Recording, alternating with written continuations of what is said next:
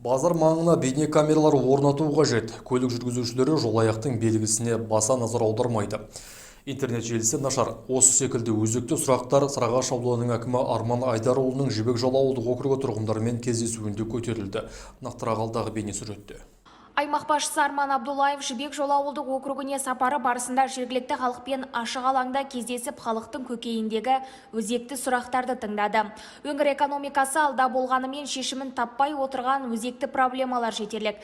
Мәселен, қаншама жылдан бері айта жауыр болған табиғи газ мәселесі, тәртіпке бағынбайтын жолаяқ белгісін назарға алмайтын кей көлік жүргізушілері және жаяу жүргіншілердің қауіпсіздігі үшін бейне камералар орнату, интернет желісінің сапасын арттыру, көшелерді жарықтандыру сында мәселелер кеңінен айтылды.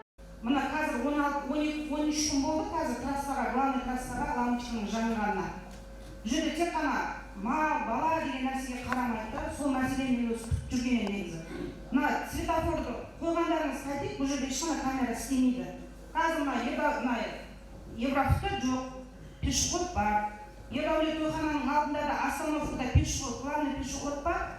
Камера жоқ, ешқандай елмаса бүйтіп адам спасать етіп өтіп кететін жоқ, мал сияқты қағып соғып кете береді. Мына қазір әкімшіліктің алдында да ешқандай адам өтіп бүйтіп жолаққа қарамайды. Камераның алдына кішкене бүйтіп адам өзін машина келгенге дейін өзін абайлап өтетін. Бала адам емес, үлкен адамның өзін қағып кетіп жатыр ғой қазір. Оның өзінің стандарттары бар ағайындар. Ол сергек әрбір 500 метр жерге қойылмайды. Себебі бұның маңызы бар, жолдың маңызы бар. Не ұштада қоюға болады ғой, ағай мысалы үшін.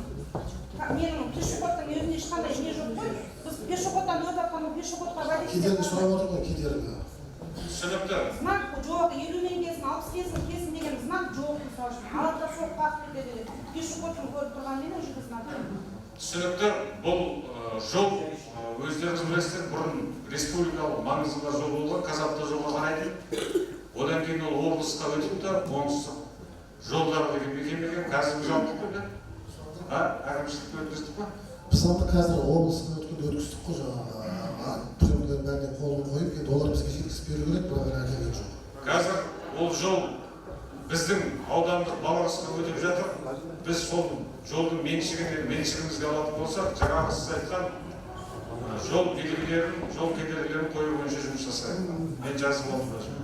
Әр тұрғынның кездесуде қойған сауалы хаттамаға енгізіліп, алдағы уақытта кезең-кезеңімен шешілетін болады. Одан бөлек аудан басшысы ауыл тұрғындарын жеке мәселелері бойынша қабылдап, жауапты сала мамандарына тиісті тапсырмалар беріп, айтылған проблемаларды жіті бақылауында болатындығын жеткізді. Халима Мақсатқызы, Ережеп Тұрғынбайұлы, Сәт телеарнасының жаңалықтар қызметі.